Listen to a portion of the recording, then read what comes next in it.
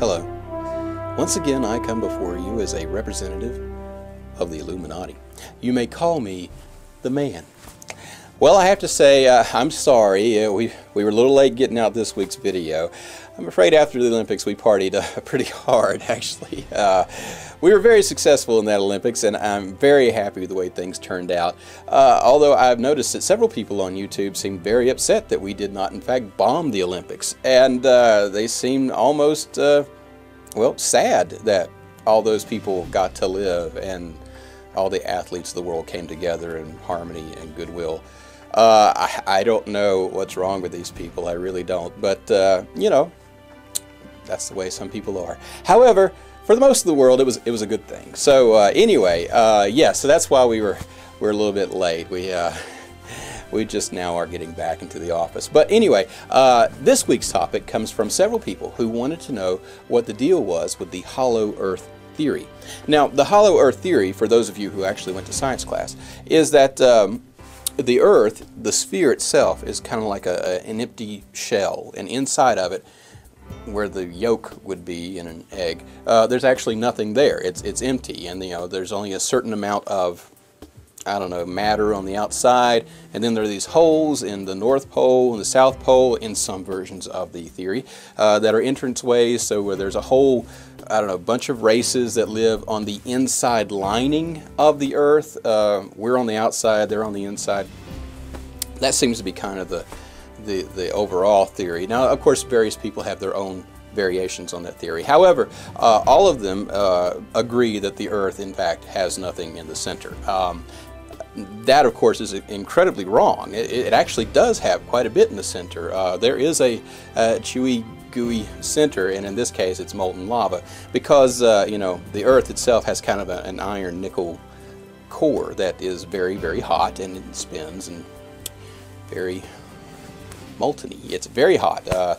So I don't know why people think that maybe you don't have a center. I'm pretty sure that, you know, every scientific advance that we've had has always pointed to the fact that, hey, there's something under us. While we're walking around on the planet. Look at the mass of the Earth, perhaps. You could see calculations that the mass is correct if there's, you know, kind of a solid aspect to the Earth and it's not hollow. Or gravity, you know, if we were just a little hollow shell, the gravity would be a whole lot less than it is right now. So, you know, looking at those two things, you can see that in fact there is a solidness to us. And that's not to say that there aren't things living underneath the Earth. I have already said, and if you've watched the Illuminati series, there is an entrance in the South Pole, Antarctica, where the reptilians are most likely to come out, because there is a whole race of reptilians that live underneath our planet. Now, these, of course, are not the hybrid reptilians that rule England and 3 of the 4 outer dimensions. No, these are the homegrown reptilians, and you can see all about them in the video we did on reptilians right here. And of course, they are one species. They live very deep under just about every continent that we have. There are reptilians, and there is another race that we don't usually like to talk about, a race of beings descended from moles, mole men, if you will, and incredibly unpleasant, filthy people. I mean, really, you don't want to run into them.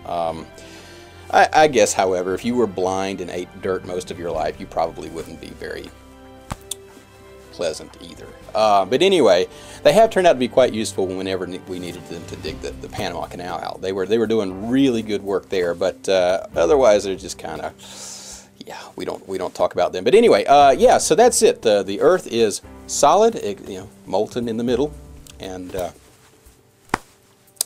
that's basically all there is to it. And anyway, hey, but you know, those Olympics, they really helped us out with that Anunnaki audit that's currently ongoing and will be decided December 21st, 2012. So let's keep up the good work, you know. Let's not go out there and, you know, shoot people at church or in their temple or in a movie theater or work or anywhere. Hey, how about we do this? How about nobody shoots anybody for like a day and a half, and let's just see how that works out for us. You know, that way, you know, all the violence will kind of ease in the Anunnaki will see that we're not an incredibly inherently violent and ruthless people. That'd be great. And further note on that, if you see those chemtrails blazing in the sky, I wouldn't worry about them either. I'd just relax and breathe deeply.